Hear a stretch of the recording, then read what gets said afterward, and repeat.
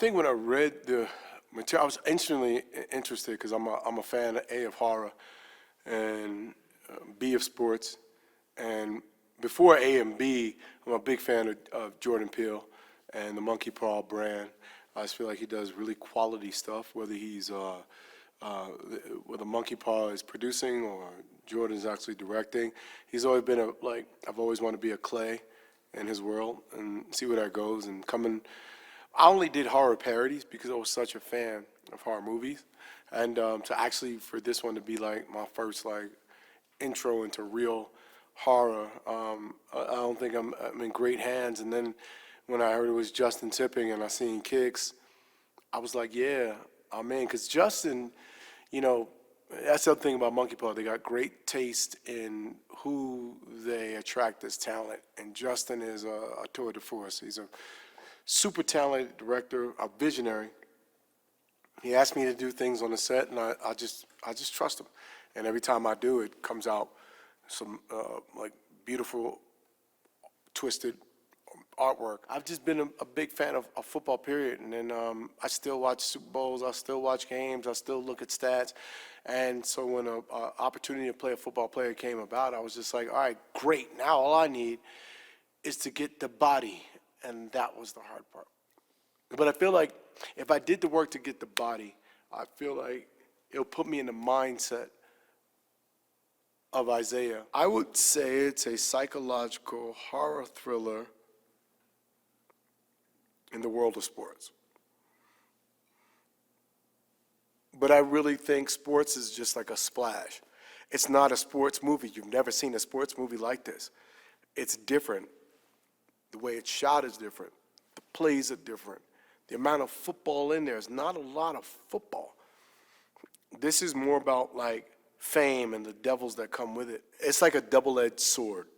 I think Isaiah needs Cam to be successful. But I think Isaiah is so that he can retire. But I think Isaiah's ego is holding on to something. He still wants it. The ego always wants to be the famous guy. I've been famous since I was 19. I don't know what it's going to be like when I'm 75 and I'm not famous no more. You worked your whole life for that kind of love. And then when it's gone and somebody else has your spot and there's a new funny dope actor out and you're like, hey, he ain't doing it like I did it. That has to be tough. So I empathize with that. And I think Isaiah wants Cam, part of Cam, to be successful, and the other part wants him to fail because he still wants to be that guy. It's been a dream of mine to work with him in whatever capacity. And after reading the script, first page, I'm locked in. Growing up playing sports, that was my life and my identity. And I don't think we talk enough about how athletes put all their identity in who they are on the field. Working with Marlon's been a blessing. And, I grew up watching Marlon and obsessed with his comedy. And you meet people who are funny on stage in the movies, but when you actually get to know who they are and they're just genuinely funny as they exist, I think that's been fascinating to work with, and just discovering new moments in the script. And I think God is purposeful and, divine timing, and in a time in my life where I'm yearning for brotherhood, God put someone who is the epitome of brotherhood in my life. And I think we've been exploring the brotherhood aspect of this film because, we're competitors in the script and as human beings ourselves. But I think there's beauty and love within that. And as the days go on, we just fall into that brotherhood. And, I love annoying him like a young golden retriever. What's Marlon doing? What's Marlon doing? So, but yeah, we push each other to heights that we didn't think we were capable of in the gym, on set, just hanging out, playing pool. When we first meet Isaiah, Cam puts his trust in who he is. It's like meeting any hero of yours. You're like, oh, he's won 8 rings. He's Isaiah White. He's looking out for my best interest. And then as time goes on, you start to see that, the talent, the caliber which Cam is playing at is it's scary in a good way, and it starts to shake Isaiah. And I think he starts to notice and like clock certain moments, and it starts to take a scary turn to where it's your idol becoming your rival and literally trying to steal your life from you. Justin, man, he's such a profound storyteller, constantly taking me to places that I didn't think I could take myself. You read the script and you have an idea what the circumstances might look like, what are the stakes, and then working with Justin, he knows how to take you on that roller coaster of what am I experiencing? Where am I willing to go? There's vulnerable places that, Tyriq is afraid of, but, Justin knows how to walk you and tell you that everything is okay. When I, read the script, immediately obsessed with Elsie. I feel like I can kind of relate to her in a sense. I've also dated men who were goats in their field, so I know what that feels like. And then, trying to also make a name for yourself in their shadow. But, she calls the shots too, she kind of sneaks up on you. You don't really know what to make of her, if she's trustworthy or not. I love Elsie because she came from, humble beginnings. She had to not necessarily work hard, but she had to work smart. She learned how to manipulate situations in her favor. She learned how to do a lot with a little. And it got her to where she is now, running multi-million-dollar companies. She's built an empire for herself. And, at the same time, I think Isaiah is so great because he has her in his corner, building him up. And, she sets the bar high for him, and she has expectations for him. And so they're kind of the perfect match because they keep each other on their toes and kind of always striving for more. And I think it's a successful relationship. I always say that, the crew and the cast is only as good as its director. And if the director has a bad attitude, it kind of trickles down the chain of command and everybody feels it. But in this instance with Justin, who has just been so amazing, so understanding, and also just very intuitive, and and also so open to experimenting and doing improv and trying new things, and he kind of lets us do what we want to do, and that's always just the best because you can maybe even get things out of the story that you wouldn't have otherwise. I definitely wanted the bleach brows to stay, and that's kind of her subtle rebellion against the beauty standards that are pushed on women. So I think she's edgy. I think she's really cool. She's really with it. She's me. He's hitting the end of the road and is most likely gonna have to walk away from the sport, which is torturous as an athlete because, if you're a painter, you could paint until you're on your deathbed essentially. But when your work and your love and your craft is sports, there's a ticking clock. So there's an inherent and finite end, and then you have to live the rest of your life without that. So I think we're meeting Isaiah White at this moment in his life of hitting crossroads, hitting that moment, and not wanting to let it go. Tyriq's character, Cameron Cade, is like entering this situation where it's, I'm gonna learn and I want to emulate and become him. And he'll eventually be confronted with the choice of, will he follow the exact same path Isaiah of Isaiah or take his own path. Marlon's so good in this movie. And it's the same thing where it was like, Marlon was perfect because he is a goat in his own category. I don't think he's been given his flowers, and I don't know if he's had the opportunity to be that kind of leading role with this kind of range. So I was so excited to give him this opportunity to just showcase what I think, at least I knew he was capable of. In all those moments where she's on screen, she's basically ended up being the comedy relief. And I knew it, like, it's very like meta. It's very kind of self-aware, the movie at times. So she understood the assignment. She understood the assignment, and there was a really amazing collaboration in terms of like what was scripted and then what she was improvising. And yeah, I wish we could print all the dailies that she was going off because they're funny. They're very funny.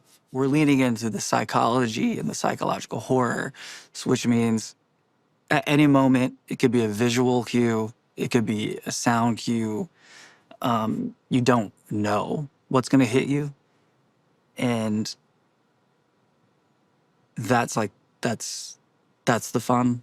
We could take it really dark and terrifying. I know that some people want to look away, and that's okay if you look away. It's okay. No one's judging you. I think this is a perfect Monkeypaw film because of the mischief involved in the idea alone.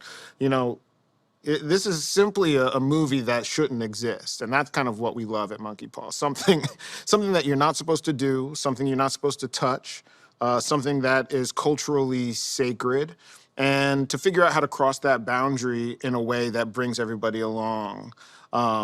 So yeah, and I'm so happy with what Justin has brought us. Him means a lot of things, but in the context of athletics, it means the guy. It means the goat. It means the one person who deserves respect among all other athletes. There's always one. And this story is about the fact that the existence of the GOAT, of him, perpetuates an entire world, a cult-like world, obsessed, where everyone, kids, adults, we're all obsessed with him at any given time. In order to be the very best at any one of these sports, I mean, these people have had to make sacrifices. They've had to make priorities that other people aren't willing to make. And this is a film that asks yourself, what are the very best capable of doing, and what are they willing to do, and what do you need to do to get to that position? I love horror that comes from daytime. I love horror that comes from all the things that feel like they're bright and energetic and shouldn't sort of contain a scary element. Now, when you look at sports and the world of professional sports, there's so much production put into the joy and the ceremony of it. And, you know, what it ultimately is covering up is a lot of people destroying their own bodies. And so there's a horror underneath. And I love sports as much as the next person, which is why I love the way this movie is able to appeal to me as a sports fan, but also indict me for my love of sports at the same time. It's rare you can see in one performance somebody, the child in somebody, and the grown-ass man in them in the same performance. And that's the sort of journey he goes on, and he hits some sinister places, he hits some very dark places, and he hits some very fun wish fulfillment places. And yeah, you just can't take your eyes off him. The ladies like him too, is what my understanding is. That's what I've been told. Many people from all walks of life want to be great at something. And so in order to be great at that, They have to make sacrifices. But when you talk about being the greatest at something, that's even a more extreme sacrifice. And what we're sort of exploring is the space between being great and that being enough, or pushing past that and being the greatest. How does that affect you? How does that affect the world around you? It was extremely important to bring in Jordan Palmer to talk through the psychology of a quarterback. The guys got to train alongside folks who were getting ready for the draft, and dealing with the psychological complications and the ups and downs and the fear of the unknown. So the mindset itself is very important to the position of quarterback and important to the characters in these films. And then, of course, the next side of that is the mechanics. And Jordan worked with these guys tirelessly with multiple sessions where they traveled down and got the footwork right. So your feet are the most important. Most people think that to play quarterback, it's your arm, but it's actually your feet, and your feet connect to your waist. You have to create torque so you can get drive on the ball. So those things, Jordan was very instrumental in coaching up for both Marlon and Tyriq. I think the moral of the story is be aware of the choices that you're making, and make sure that they don't come at the expense of who you are and your soul. And so, in the sense of where typically we would say the moral of the story is this is right and this is wrong, I think the moral of the story is awareness in this case. It's the wisdom to know the difference, not necessarily to judge what is right and wrong. This one felt like such a perfect fit for Justin, both because his interest in sports and horror are unlike anyone else we knew. And secondarily, he has a particular penchant for style and contemporary pop culture. So it felt like the perfect trifecta here to tell this particular kind of story, which is ultimately about the commodification of athletes as pop culture icons. When we meet Cameron Cade, we're introduced to a affable, handsome, but humble and charming young man who's clearly raised very well. But we also know there's a tremendous amount of pressure looming around him because he is being perceived as not only potentially the next great quarterback of all time, but also there's rumor that maybe he will become the #1 draft pick after the combine. And possibly he might even find his way onto not only the team that he's idolized as a young man, but possibly even playing with his hero. One of the main things that had to happen on this film is we had to turn two lovely, handsome, talented Hollywood actors into greatest of all time peak physical bodies that you were gonna see a lot of the bodies in the picture. And so both actors absolutely went for it. We gave them everything we thought that they might need in terms of nutritionists, in terms of physical training, quarterback coaches. Both actors were training for months and months and months before the film started. So when we finally got them on set, it was crazy to see how far they had come and how much they had become the role in a physical way. Him is the person who doesn't need a name because they're so transcendent, they're so undeniable. And so much of our culture around heroes and sports and celebrities is all about that one person, and often it's a guy when it comes to professional athletics. And so him has become a little bit of a zeitgeist word right now. But I think it also has really interesting biblical allusions and mythological allusions, and it's kind of scary, too. Near the beginning of the film, Cam is brutally attacked in a shocking and potentially career-devastating way. And so the rest of the movie after that is about, can Cam hold on to what really makes him himself and at the same time be able to chase his dream when the circumstances have been changed so dramatically for him? And that's his journey. Marlon Wayans is pure mischief. it's fantastic. I mean, there's a version of this character that gets played in a hyper dark, intense way. And while Marlon is certainly capable of finding those moments there, the undertone of it, the unsettling nature of his performance is that he's kind of funny. Is he messing with you or is he crazy? Is it strategy or is it madness? And I think that part of the fun of this movie is the puzzle box of a character that Marlon has put together in Isaiah, in that as an audience, you're not quite sure where he's at any given moment.